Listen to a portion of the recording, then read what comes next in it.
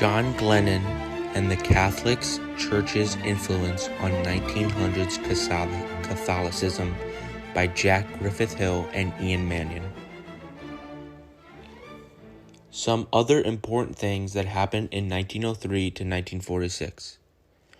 During these times, Cardinal Glennon built one of the best cathedrals in America. It was later called the most beautiful church in the world by Pope Paul VI. Also, during this time, the World's Fair in 1908 happened. Lastly, a fun fact, the Archdiocese of the Countryside of St. Louis had a legendary priest who was remarkable skill in agrarian ministry in the parishes at Claryville and Perry County. Corruption and reform, significant and consequential events. Unfortunately, much of the corruption within the Catholic Church was due to the lack of acceptance and beliefs from authoritative members towards race and ethnicity. Cardinal Glennon specifically was strongly opposed to the racial integration of the city's various Catholic schools, colleges, and universities. As Glennon was so opposed to the integration of the city's religious, educational schools and churches, the Catholic Church began to lack racial diversity.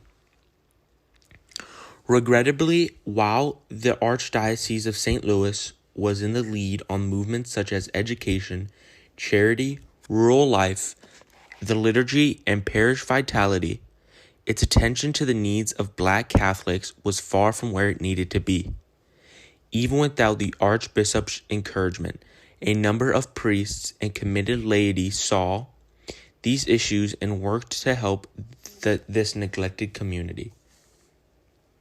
Father William Marco, S.J., who aided by St. Catherine Drexel's Sisters of the Blessed Sacrament and Divine Word Fathers, opened St. Nicholas Parish University for the care of African Americans. Evangelization, significant and consequential events. When faced with the 1904 World's Fair, the St. Louis Basilica's construction began.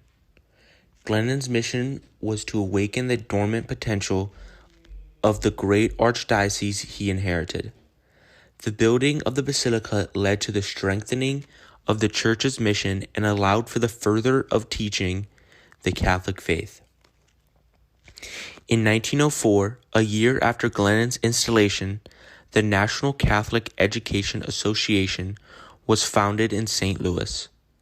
The heart of the educational structure of the Archdiocese was its parochial school system.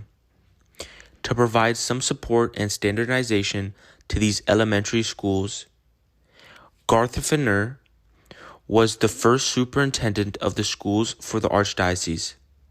He also sponsored high schools. In 1910, Kenrick Center for Boys opened at Saints Peter and Paul Parish, as well as Rosati Kane Center for Girls at St. Teresa on the north side, and Kane Center for Girls at the St. Francis de Sales on the south side. He also opened and started many new colleges.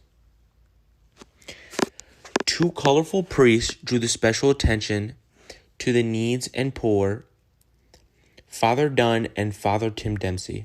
These two's missions was to help the street children live a better life. But it was actually Father John J. Butler who, with the Archbishop's patronage, brought professional organization to the lengthy litany of services offered by the Archdiocese in its orphanages. Father John J. Butler also brought employment, homeless shelters, and residencies for the aged and infirm, giving them all some direction and structure by bringing them under the umbrella of the Catholic Charities Network. Justice and persecution. The Archdiocese became a center of Catholic health during the last 4 decades of Glennon's pastorate. The justice here was the women got the religious were the head of the care at the hospitals at the time. 2 years before Glennon's death, a brave and prophetic Jesuit, Father Claude Highhouse, in sermons and an article in the St. Louis Post-Dispatch, called St. Louis University to task for its refusal to admit black students. This was considered Catholic higher education in America, the beginning of the end of racial segregation in Catholic education. This was a huge justice and win for the African Americans because they've been persecuted about the education in the Catholic Church for many years. Lastly, all these events marked a new century of Catholicism. Without Cardinal Glennon, the progression of the Church would not be where it is today without the fundamentals that Cardinal Glennon brought to the new century of Catholicism. This new age of Catholicism would not be possible also without Father Peter Dunn and Father Tim Dempsey for bringing special attention to the persecution of the African Americans of education at the time.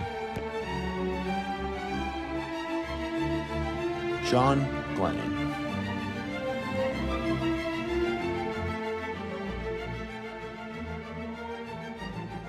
John Glennon was born in Kinnegad, County Westmeath, Ireland, to Matthew and Catherine Glennon. After arriving in Missouri in 1883, Glennon was ordained to the priesthood by Bishop Hogan on December 20th, 1884. He accepted an invitation from Bishop John Joseph Hogan in 1882 to join the newly erected Diocese of Kansas City in the United States. At age 34, he became one of the youngest bishops in the world. And in 1904, Glennon directed the construction of the St. Louis Basilica as one of his first acts. Glennon ultimately became the fourth bishop and third Archbishop of St. Louis. During his time as an archbishop, Glennon did his best to help positively influence and expand the Catholic faith. Glennon dedicated a lot of his time to helping the needy, the poor, and the sick. He always worked hard to help them, and his interest in healthcare for these groups eventually led to the development of many different hospitals. As his mission to help the weak and the poor increased, the surrounding area's health centers increased in numbers as well.